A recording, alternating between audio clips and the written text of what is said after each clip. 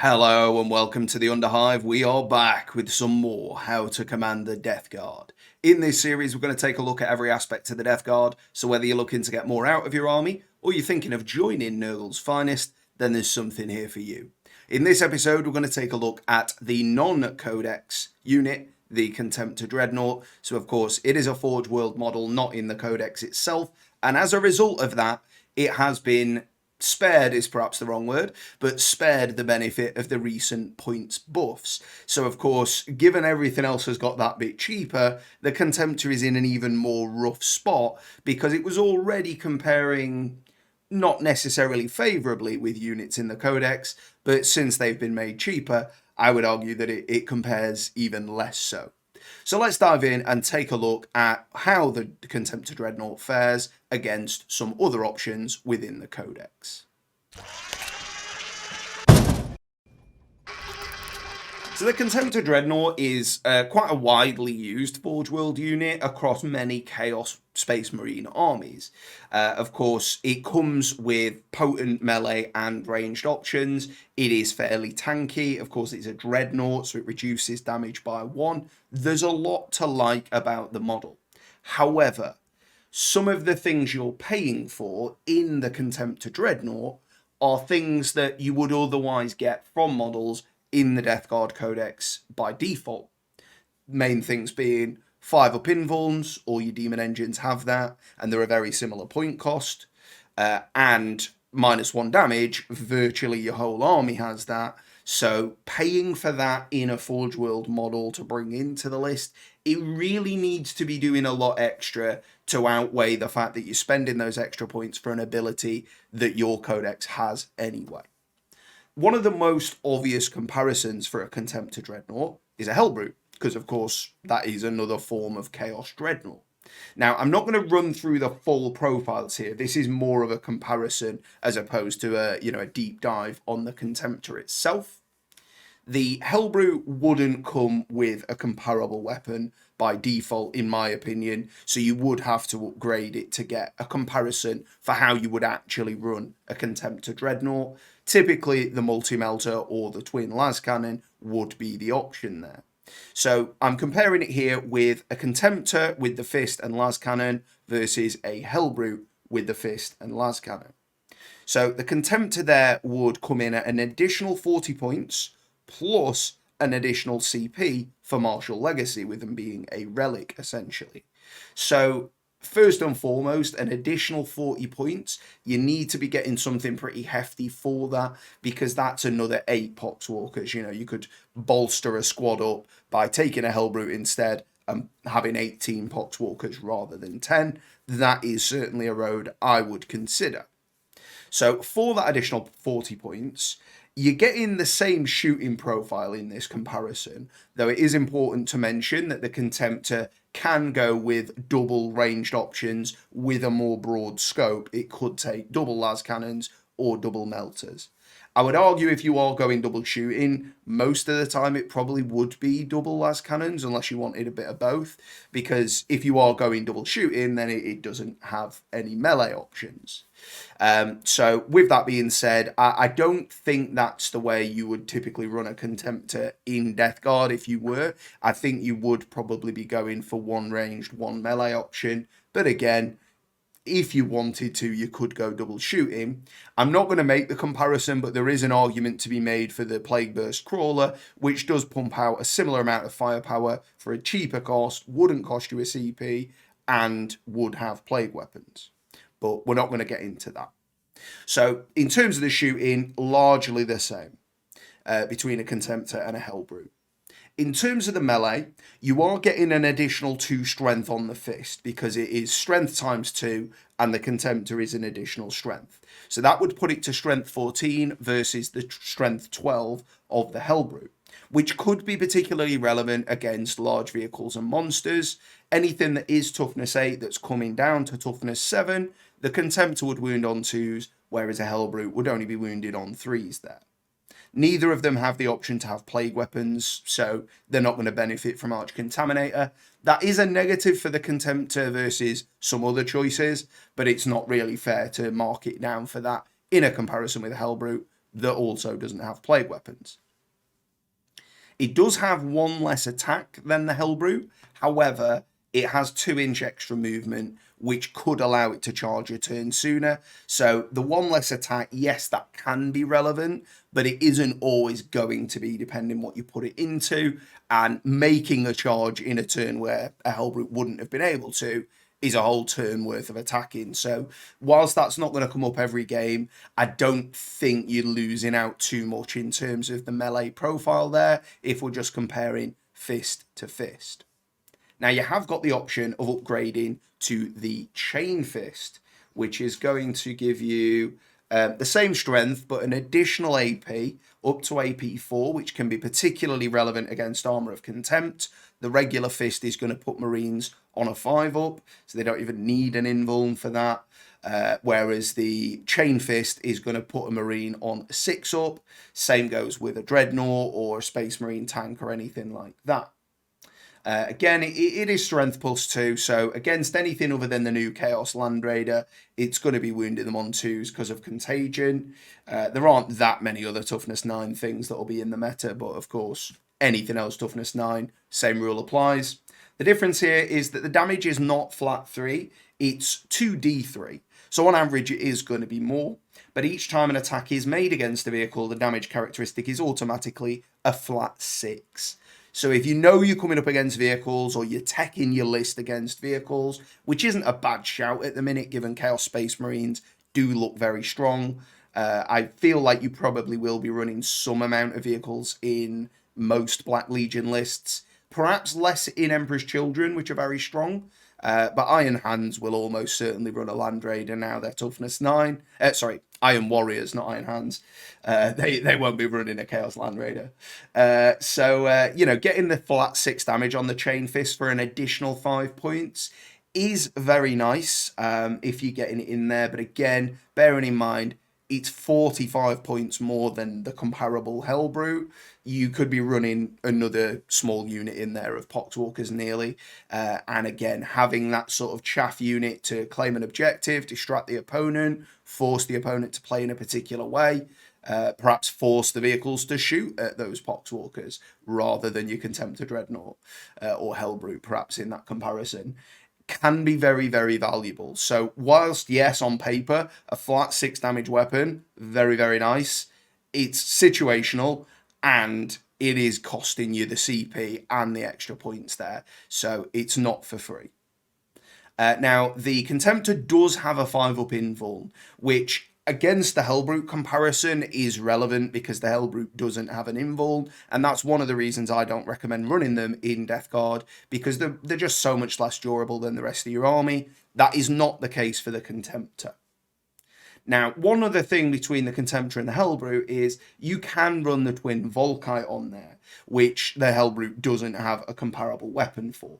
You could run just one and take a fist or something else, or you can run 2 of these. They are 45-inch, heavy 8, strength 6, AP 0, damage 2, and on a wound roll, unmodified wound roll of a 6, the target takes 1 mortal wound. I don't particularly like this profile in Death Guard because you have got enough AP shooting if you bring in Blight Haulers or Plague Burst Crawlers. You've got enough melee AP in the army that, yeah, fair enough. If your opponents bring in a lighter target, maybe they've only got a 4-up or a 5-up save, maybe you're up against Orcs, it can be very good to chew through infantry. But my argument would be that your Poxwalkers are also fine at dealing with that. And if you need the mortal wounds out of your army, there are a lot of ways to do that with Death Guard. So yes, having the twin Volkite is a nice anti-infantry choice, It's very good if they've got poor saves because, of course, no AP. It does kind of get around Armour of Contempt in that because there's no AP, they don't get the benefit. If you're firing into sort of just standard 3-up saves, then it's not a terrible profile. And being Strength 6 means it is likely to wound on 3s at least against infantry. Again, if you're in Contagion range, you can probably wound some vehicles and monsters on a 4. And again, extra mortal wounds is nothing to be sniffed at. Flat 2 damage is fine, but I try to stay away from flat 2 damage at the moment because -1 damage as an effect is so widely available and so strong. Many armies will take a unit that can do that simply because it can do that. For example, in my Black Templars, I take the additional thing you can put on the squad that gives that squad -1 damage, because that is well worth 20 points, I believe it is. On a heavy infantry squad that you've gone to maximum squad size with, that is very, very potent. And again, at that stage, you're going to be hitting on 3s, wounding on 3s. They'd have a 3-up save, and you'd maybe push a mortal wound. Obviously, if you roll really well and get a load of 6s on your wound roll, then that's going to look really potent, but you can't rely on that happening. So I don't particularly like to lean into the twin Volkites at this point in time, but there are certainly armies where that profile really puts a hurt on them. So it is worth a consideration if you know what you're up against. So overall, against the Hellbrute, I don't think the Hellbrute's worth taking, and the Contemptor is definitely better than the Hellbrute, but I don't think it's worth 40 to 45 more points, and I don't think it's worth the CP because there are just other ways of getting that done. So I don't recommend the Contemptor or the Hellbrute based on that comparison, but let's take a look at it as a shooting threat versus a Blight Hauler. So the most obvious comparison here would be a double melter option. So if you were to take 2 multi-melters on the Contemptor Dreadnought versus the Blight Hauler. So of course the Blight Haulers come as they come. So again, the Contemptor Dreadnought would be 40 points more and 1 CP versus an individual Blight Hauler. It'd be 30 points more and the 1 CP if you just took 1 melter and a fist. Again, another 5 if you want the Chainfist. Now, it would have double the melter shots, of course. If it's taking 2 multi-melters, then it's going to make 4 melter shots, which is nothing to be sniffed at. That can certainly put down some big vehicles and monsters, and most likely take out some elite infantry each turn. Maybe just 1 or 2, but still, that can be very valuable. But you wouldn't have the missile, and you wouldn't have the bile spurt, which is a particularly good way to proc cyclic erosion for themselves. If you are running a squad of 3 Blight Haulers, getting that cyclic erosion off can be very effective. Rerolling 1s to wound on melters and missiles is very, very nice, particularly when you're in the position that they may be wounded on 2s against certain targets. It certainly makes them very consistent there. Now, it is core, so it can get the buff from Mortarion. It is getting reroll 1s from your Lord of the Death Guard. However, it doesn't have any plague weapons, so it isn't going to be rerolling 1s to wound outside of cyclic erosion. Now, that isn't that hard to proc. If you've took a couple of blight launchers, or you've got a plague burst crawler that can shoot plague weapons long range, then if you want to proc cyclic erosion, you'll probably be able to. But I do like the fact that the blight haulers have the option to do it for themselves. Maybe those other supporting units that proc it are dead at this point. The Blight Haulers can still do it for themselves, whereas the Contemptor would not.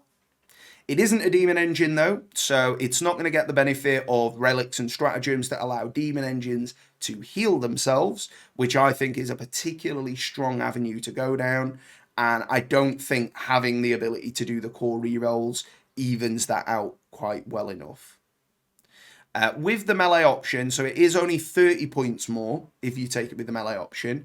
It does have the potential to take out far larger targets than the Blight Hauler would. It's got massively additional strength, it's got additional AP, and it's got additional damage. So, of course, it's not really a contest there. The Contemptor wins that versus a single Blight Hauler.